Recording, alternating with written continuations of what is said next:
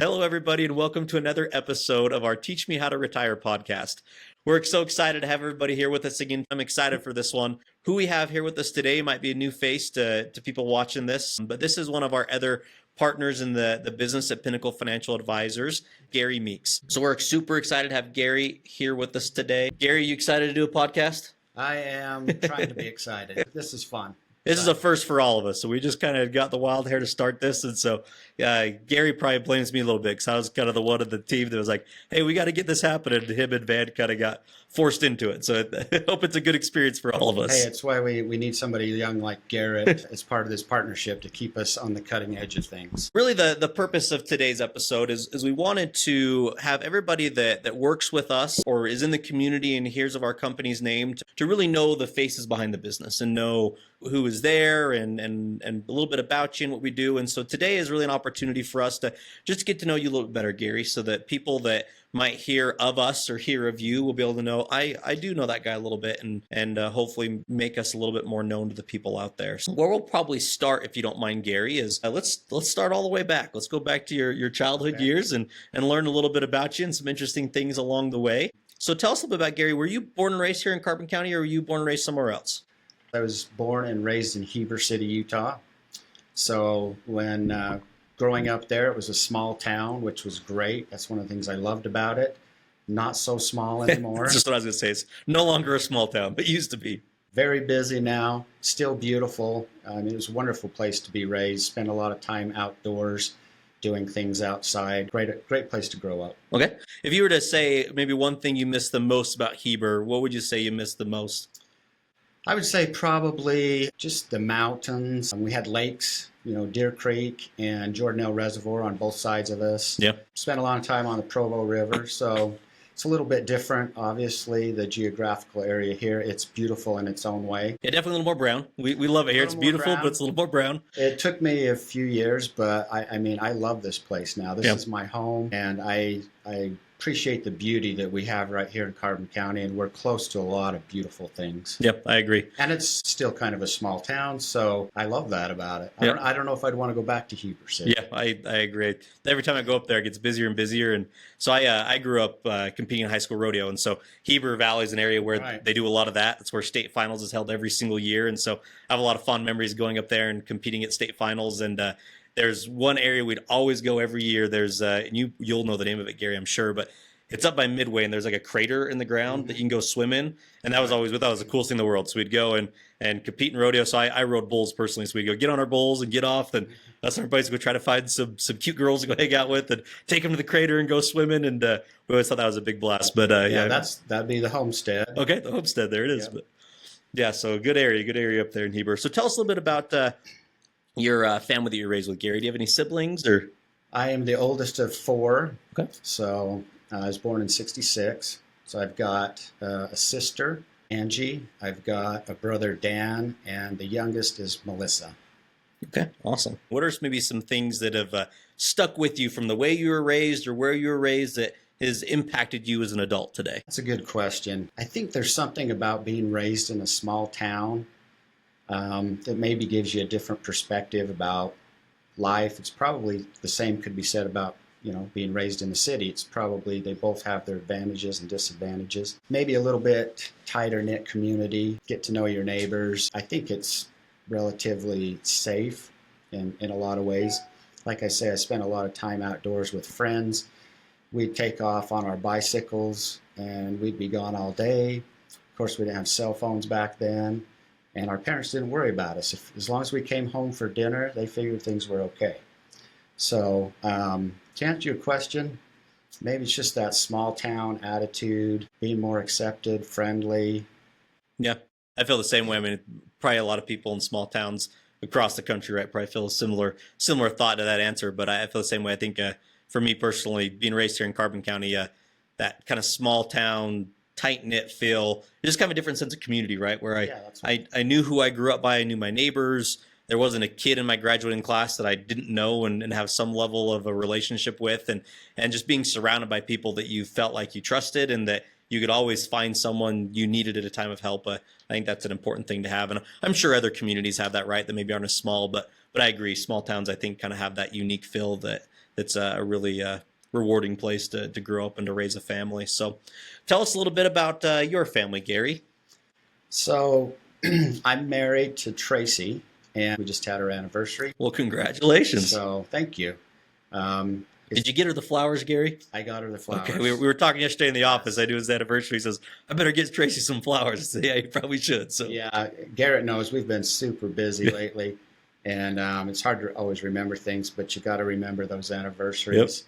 And my wife is very all about birthdays, anniversaries, remembering those dates. She always does stuff. She always remembers me, so I try to do the same, reciprocate. So together, it's not our first marriage, but together we have 5 children. Skylar's the oldest, and then there's Chet, Drew, Austin, and Michaela. Okay. The last 2 are mine from a previous marriage. Okay. Do you guys have any grandkids? We have 7 grandchildren, and we just love the hell out of them. Yeah.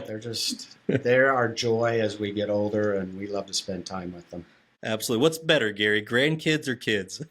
Grandkids. Yeah, that's the answer I always get. That's what my parents tell me all the time. So we have 3 children, me and my wife, and my parents now have 9 grandchildren, I think, with me, and I have 3 siblings in my family as well. So I'm also from a family of 4.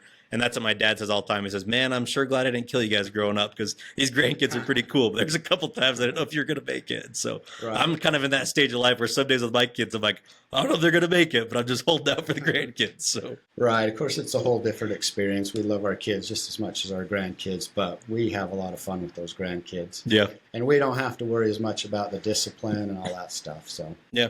What are maybe some things you've learned from being a grandpa, Gary? Yeah, I think as a grandparent, because you don't have that as much of that responsibility to discipline and all that and teach, although we try to do that, it's just kind of all about spending time with them.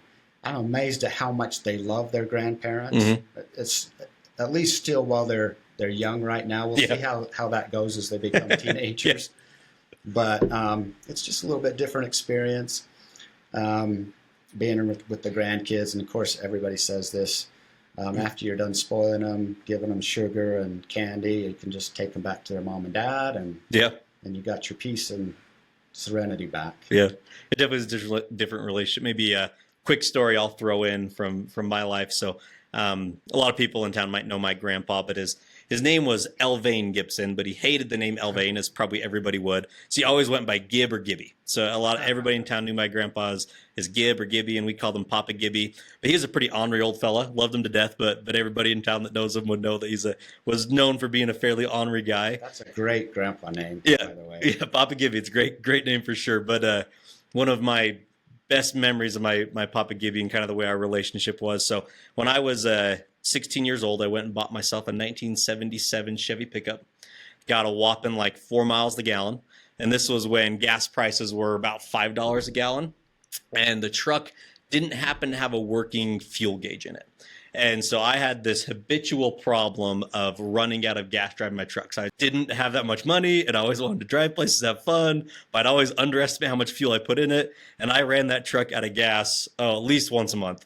And I would always have 2 choices when I get in that scenario. I could call my dad, or I could call my Papa Gibby.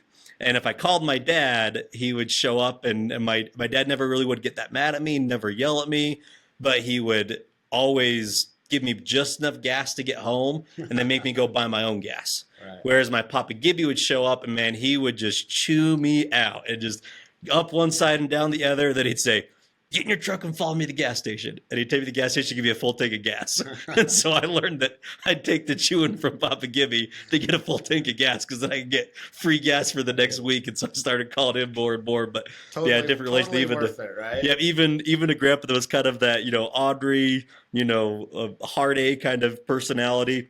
Still had that soft spot where my dad wasn't about to buy me a full tank of gas. He said, you got to get your own. Whereas Grandpa would let me know that he thought I was doing something dumb.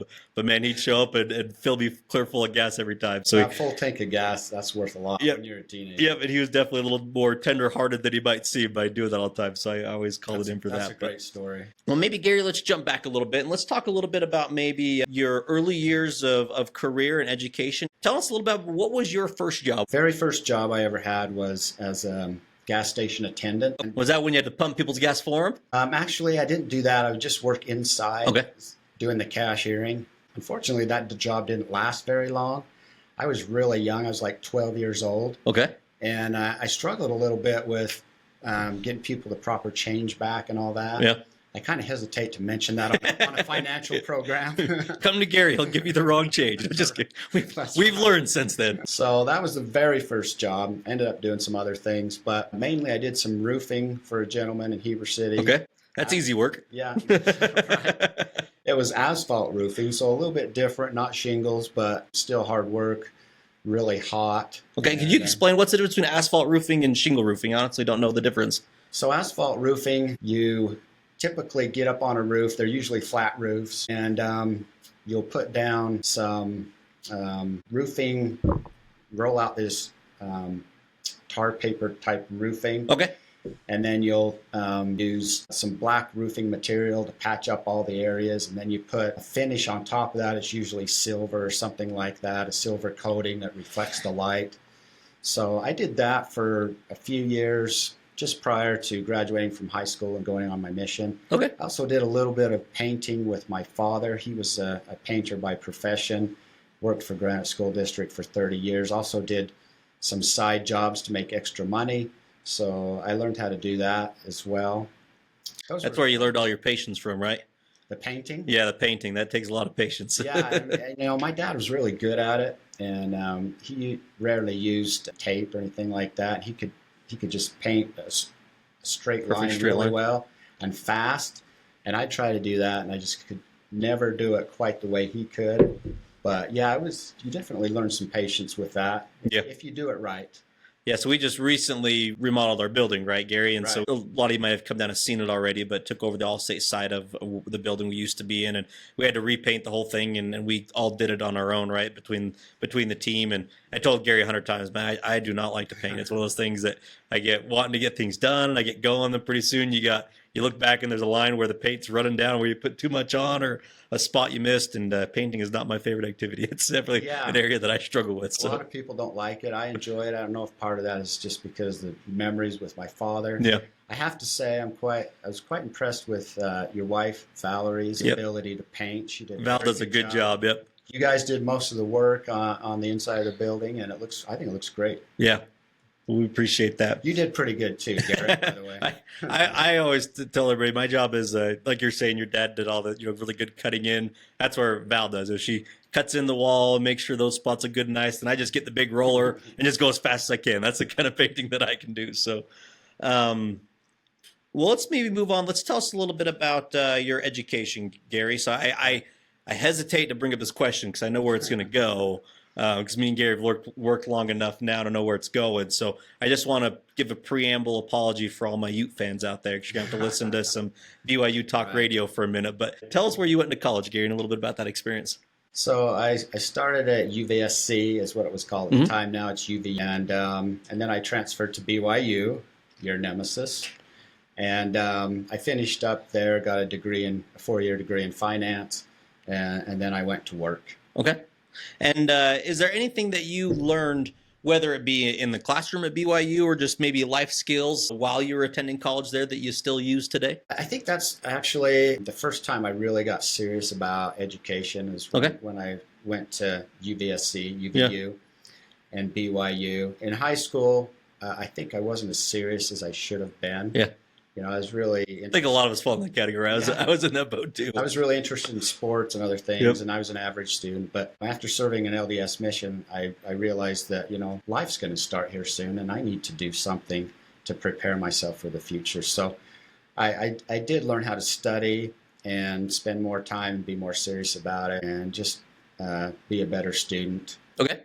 Is there anything specific that you would maybe give advice to your kids or grandkids or college students listening on how to be a better student, things that made that better or easier for you? That's a good question. Like looking back at what I did and maybe seeing what some of my kids did, and I would say pay attention in class and do the homework it'll pay off Yeah. later on. You'll have an easier time when you do go to college. You'll know more. You'll do better. Don't be afraid to work hard. In my opinion, being able to work hard and focus is maybe more important than IQ and stuff like that. Oh, I agree completely. So you work as a financial planner, Gary, or a financial advisor, whichever way you want to frame that. At what point in your education did that become a goal of yours to work in that capacity? So growing up, I had a couple of uncles that both went to college and were working on getting business degrees. Okay. And for whatever reason, I always thought that was cool. And, Yeah. I wanted to do the same thing. Yeah. So I didn't plan on being a financial advisor, but I wanted to go to business school. That was kind of my plan. Yeah. And so when I got to college, I was kind of still interested in that after my mission and everything, after graduating high school. And I started taking those business courses. And of course, you have to take your core courses as well, usually first. And along the way in taking these business classes, I changed focus a couple of times. My emphasis was marketing at one time. Okay. Another time, I decided I wanted to check into human resources and decided that wasn't for Glad me. you backed out of that one, huh? Yeah, I was. It's surprising what you learn as you do and experience these classes. The last place I really thought I would be as interested in was finance. Mm-hmm. But those courses, I seem to excel in those courses. Yeah. And maybe it's because I thought this is pretty interesting stuff. The economics classes were very interesting. And at the time, I knew a person at the local bank. It was First Security Bank then. That was Okay. a financial advisor, investment consultant that worked in a bank program, and got to know him a little bit. And that's when I became interested in doing this type of work. So I kept working on the finance degree and finished up there. And while I was probably the last year I was in school at BYU, I started working as an assistant for a couple of financial advisors in Salt Lake City for Zions Investment Securities. Okay. So that's kind of how I got my foot in the door. After I graduated, I went to the sales manager who was in Provo, and I just asked if there was any opportunities and openings. And he told me there was something available in Price. And this kind of makes me laugh now, and I don't agree with his assessment, but he said to me, well, he says, you probably want to go down there and look at it first before you say yes. And so I let him know that I had been to Price before. A couple of times it was for basketball camps in high school. And so I was familiar with it and came down here. Initially didn't know if I'd stay here, and but love the community, have no plans to leave at this point. Yeah. And it's just been great living here. It's a great place to live, Absolutely. raise kids. Maybe if I could ask you one more follow-up question on that, Gary, what is it specifically about, investment management, financial planning, or wealth management that fascinated you the most to want to work in this field? I would have to say definitely economics. Okay. Stocks, Yeah. the stock market. That was my initial real interest, investments. And so the whole idea of capitalism and free enterprise, all that stuff was really interesting to me. Okay. Yeah, absolutely. And then, like you mentioned, you went to work for Zions Bank out of college. Tell us about that experience. What was it like working at Zions Bank, and how long were you there? So I was there for 12 years, and honestly, it was a great experience. I learned a lot. As working for a bank program, initially was kind of a comforting thing because you rely on referrals from the bank employees. Mm-hmm. They're supposed to identify, customers that could use our services, and then they'd refer them to us, and we would help take care of their financial needs. So I felt comfortable getting into it that way. I would have been really hesitant to just start it with a brokerage firm, cold turkey, cold calling, and all that stuff. So it was a really good way to get into the business. Yeah, absolutely. And then you didn't stay with Zions forever, right? So you haven't been at Zions. Right. We left Zions after about 12 years, and I should have done a better job at this, Gary, but I'm learning with this whole podcasting thing too. But when I introduced you, I should have introduced you that you've ran your own successful practice for decades now in the community. So after separating ways with Zions, you kind of went out on your own and became an independent advisor. And the name of your business was Meeks Financial. You want to tell us a little bit about that experience, what it was like taking that step from maybe what you'd call the security of a bank, as you were mentioning, right, to being out on your own, and what that change was like and what was different about it? Yeah, so that was kind of a big step. At the time I made a decision to leave Zions, they had made some changes to the brokerage investment platform, and a lot of the financial advisors at that time didn't like the changes, and I tried to hang on as long as I could, but I made the decision at that time that, hey, this is an opportunity to maybe try and go independent. And I really felt like if it didn't work out, I could probably get another job at another bank program someplace. Yeah. So I just thought, hey, here's my chance to become independent. I'm just going to go for it and see how it works out. I felt comfortable that I had a good relationship with my clients and that they'd follow me over. And so I was blessed and fortunate that happened. And being independent now as well is just great. There's a lot, as you know, there's the flexibility to do, I think, what's best for the client. There's not as much corporate oversight and product control. We want you to use these products. And so I really like that about it. I like the freedom of being able to do what's best for the client. Yep. Yeah, no, I agree completely. Maybe if you don't mind me asking, Gary, and I don't know quite what our listener base is going to look like yet, and just in case there's anyone listening that maybe is an aspiring financial advisor and looking at what we do and thinking, man, I'd like a job and like that, would you mind explaining to the audience kind of what a normal day in a job like ours looks like, what you kind of do on a day-to-day basis? Yeah, that's a good question. So, and you know this as well as I do, but maybe we do things a little bit differently. But a normal day, I think, usually consists of coming into the office and assessing priorities. I think you do, and I do as well. I have a system that I use to keep track of tasks and things to do, and there's always a big list. And so I try to prioritize what's the most important, try to take care of, kind of prioritize taking care of clients. That's really important to me, to make sure they're taken care of. So I try to prioritize that. So a lot of time is spent on looking at clients' accounts, assessing their needs, keeping track of what's going on in the investment environment, how a client should have their portfolios allocated, meeting with clients is probably one of my favorite things, assessing their needs and goals, doing planning. So I think a normal day might consist of 2 or 3 appointments. So I would say that's a pretty typical day. There's probably stuff I've left out of there that maybe you could fill in the blanks. But I don't know about you, Gary, but one of the things that I like about my job, but is sometimes also a challenge in of itself, is it's one of those jobs that when I first started working this space, I thought I'd be able to say, hey, I could plan my own day and decide what I want to do. And I don't think I've ever had a day in my job yet where I come into work with the plan of what I'm going to do and actually do that all the way through. Because there's always something that comes up, and whether a client has a need or something changes in the market, or there's always enough moving parts that every day is a little bit of a surprise, which can be a challenge times, but it's also kind of nice. I think I've worked a couple jobs in my life that were pretty monotonous and kind of the same thing day in, day out, day in, day out.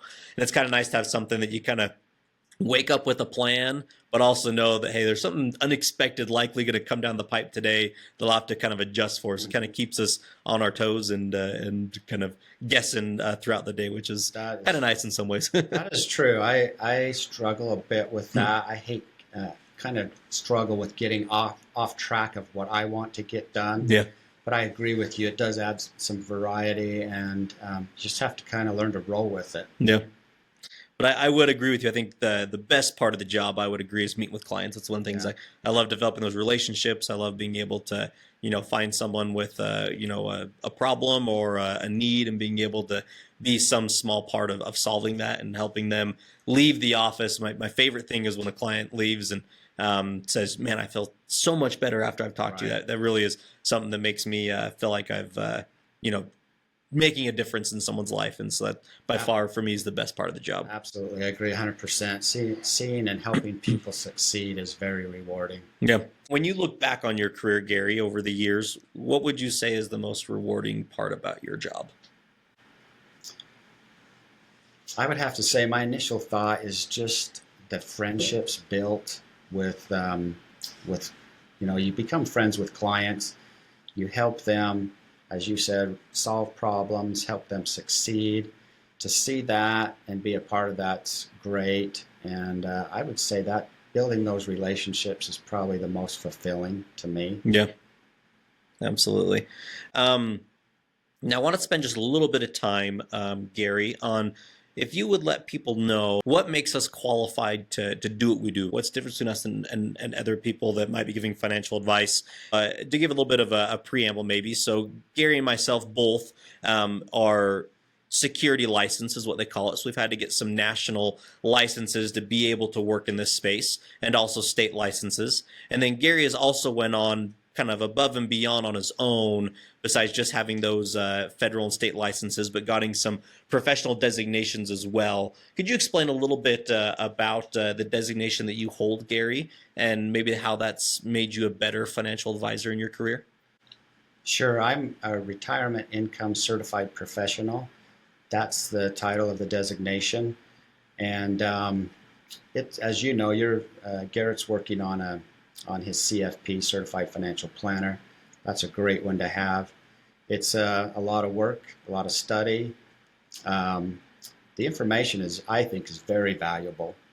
And mine specifically is kind of focused on what the title says, retirement income planning, helping people accumulate assets, plan for retirement, and making sure that they get the income that they need and that income's sustainable for life is kind of the goal.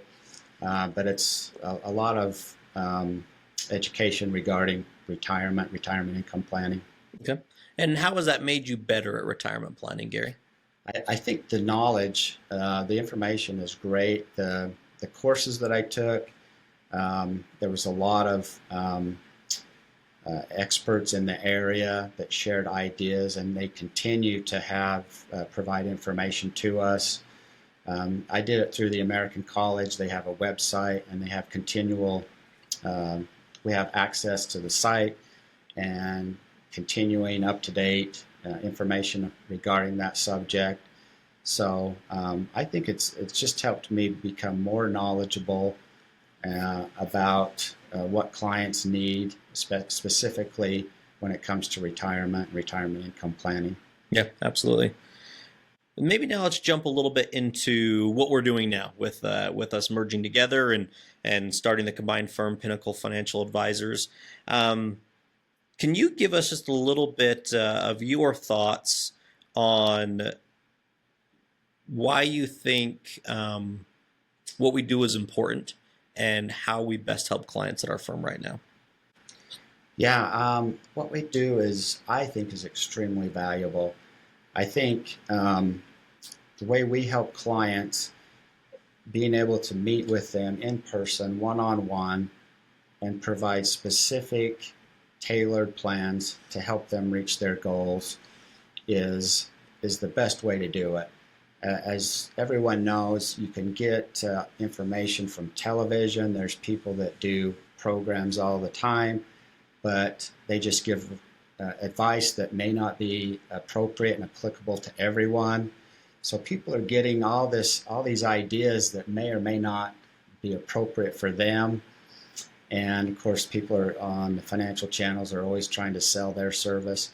I think what sets us apart is we are able to meet with people face to face, get to know them, get to know their needs, gather the information that we need to do the proper planning that's specific to meet their goals and needs. There's a couple of phrases that I hear a lot in our space, Gary, that I want to get your thoughts on. One of the things that I hear people talk about a lot, especially on social media, that may be something that you do some amount of or not, but A little bit. Is the term financially literate, and how important it is for us as a country, as a people, as a community, and also for our younger generations to become financially literate. When you hear that term, how would you, in your opinion, explain what it means to be financially literate, Gary? Oh, that's a great question. I think to be financially literate means that you have at least the basics of personal finance to take care of your financial needs, or at least enough knowledge to realize and identify things that you need help with or that you need to do to prepare for your future, to protect yourself and your family. So I think there's some basic things that everyone should know. Hopefully that stuff's getting taught in high school before kids graduate, or at least when they start college. I think, in my opinion, it'd be the best that they get some of that before they graduate high school. I agree completely. And maybe a little bit of a shameless plug for us here. That's one of the points of this podcast, right? So, Correct. As we do more episodes, at the beginning we wanted to really introduce the podcast and our firm and our team, but that's really what we're going to start diving into. As you'll see myself as the host and Gary and some of our other team members get on here and hopefully break down some of these financial topics that we feel help people become financially literate, but maybe a little more nuanced or complicated than just, the simple how to save money and things like that. And so we hope to be a free resource to provide some of that education on ways that you can become financially literate in your life. And maybe the other phrase that I'll ask you a question on, Gary, is something we also hear a lot about right now, or at least I see a lot, is people talking about becoming financially independent. How would you explain in your own words what it is to be financially independent? I think that's a good question. Of course, you hear that term all the time. I think what that means is to be financially secure, in a position where you have the proper insurances to protect yourself, your family, your assets, that you've got the resources to be able to take care of emergencies, meaning proper savings, that you've got assets to saved enough to help you retire, or that you're involved in retirement plans that will help you reach that goal. There's a lot to think about when you talk about being financially independent. So there's a lot of moving pieces, but I think you need to have a good base of some of those things to be, considered financially independent. Yeah, I think that's a great answer. And hopefully that's something else that we're able to provide for our audiences is tools and tricks and ways to maybe become that financially independent person. We want to just thank everybody for being part of this episode with us today. We're super excited. We can't say how excited we are to get this podcast out here and to get people knowing our team better and to hopefully provide some value to your lives, to give some free education for anyone out there that's, wondering more about these obscure financial topics and wanting to learn, what can I do to be prepared for retirement or be prepared for saving for my children's education. We really hope to give answers to a lot of those things so that you don't necessarily have to come in and get an appointment to get some questions answered, but that we can just provide some value to everyone in our community. And that's really what we hope to do. So we want to just give a quick little plug for where you can find us. You'll be able to find this podcast on our YouTube channel. It's Pinnacle Financial Advisors. And then if you want to be able to see some of the shorts from these interviews, or if you want to follow along for some more great content on how to better your financial life and prepare for some financial goals in your lifetime, please follow us on all of our social media channels. You can find us on Instagram, Facebook, YouTube, and LinkedIn, and on all of those sites, our name is just Pinnacle Financial Advisors.